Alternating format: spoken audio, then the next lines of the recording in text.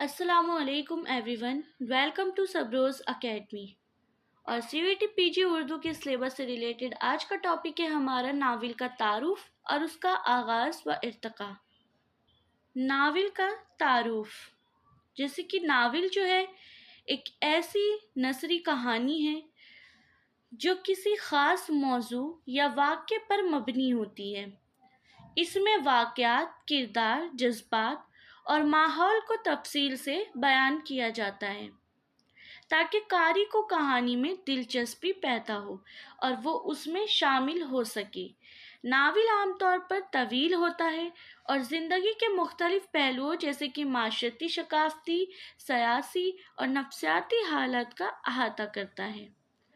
Novel एक तवील नसरी अदब की सिंफ है जो किसी दास्तान या तख़रीलाती वाक़े, कहानी या फिर मौजू को बड़ी तफसील से बयान करता है। इसमें अमूमन मुख्तलिफ किरदार, वाक़यात और माहौल का तफसीली ज़िक्र किया जाता है ताकि कारी कहानी को मुकम्मल तौर पर समझ सके और उसके साथ जज्बाती तौर पर जुड़ सके। नावल की खसूसियात, जैसे कि नावल जो है आम तौर पर तवील होता है और उसमें एक ही मौजू या कहानी को कई पहलुओं से बयान किया जाता है और उसकी तवालत मुख्तसर कहानियों और अफसानों के मुकाबले में ज़्यादा होती है। किरदारों की तफसील, नावल में किरदारों को बड़ी बारीकी से पेश किया जाता है। उनके अफकार, जज्बात और किरदार के अंदरूनी बैरूनी पहलुओं को बयान किया जाता है। इसके अलावा किरदारों की ज़िंदगी, उनके रवैये और उनकी तरक्की का जायज़ा भी लिया जाता है। प्लाट, जैसा कि नावल का प्लाट या कहानी का धागा बहुत अहम होता है।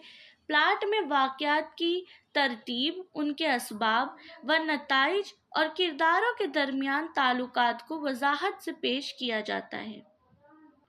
मौज़ूआत, जैसे कि नावल में मौज़ूआत का तनवे पाया जाता है, जैसे माशरती मसाइल, मोहब्बत, सियासत, नफ्सियात, इंसानी जज्बात, जंग और दीगर हालात ज़िंदगी। एक नावल में अक्सर मुख्तलिफ मौज़ूआत को साथ साथ चलाया जाता है। वक्त और जगह, नावल में वाक़यात को किसी ख़ास वक्त और जगह में बयान किया जाता है। कुछ वक्त जो नावल में एक ही जगह नहीं होता है बल्कि मुख्तलिफ मकामात और दौरानियों का ज़िक्र होता है ताकि कहानी ज़्यादा हकीकत पसंद बन सके। ज़बान व असलूब, नावल का असलूब अमूमन तख्लीकी और बयानिया होता है। मुसन्नफ़ कहानी को एक मख़सूस अंदाज में बयान करता है ताकि कारी कहानी में जज़्ब हो जाए और उसका असर महसूस करे। कारी को मुतासिर करने की सलाहियत, एक अच्छा नावल कारी के दिल व दिमाग पर असर करता है और उसे मुख्तलिफ जज्बाती व फ़िक्री तजुर्बात से गुजार सकता है।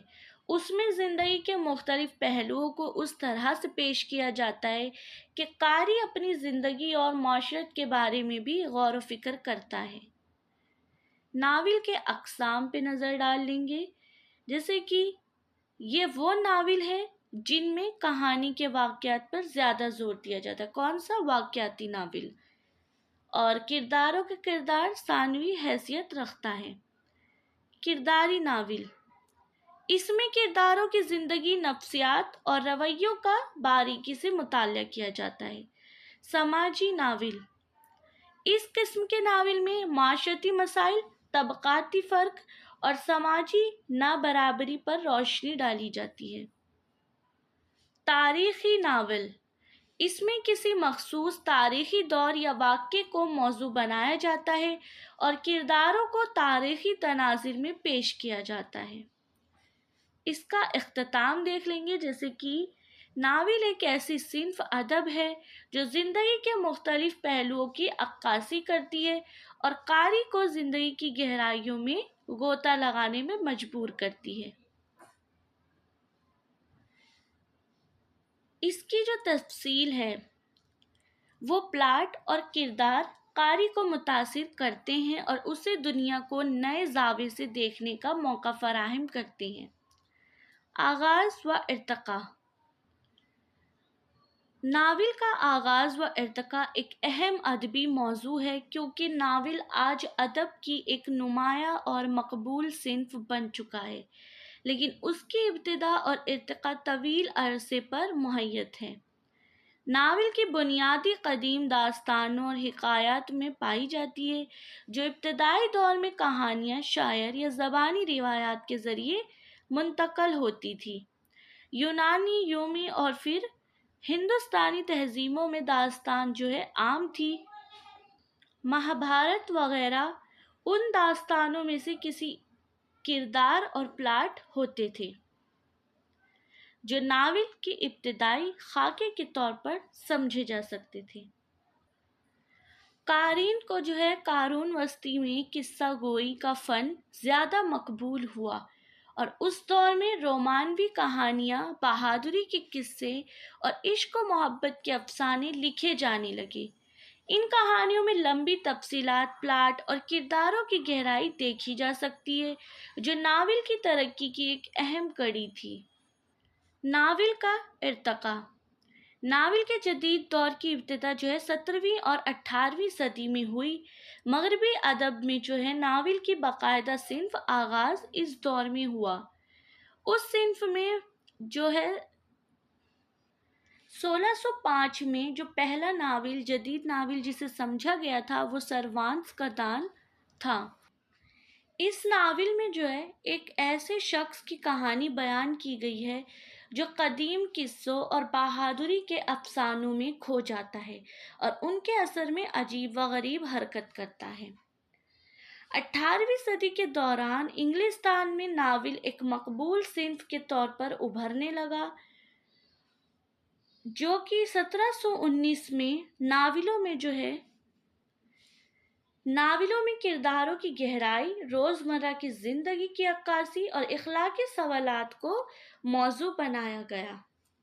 19ویں صدی کو ناول کا سنہری دور کہا جاتا ہے۔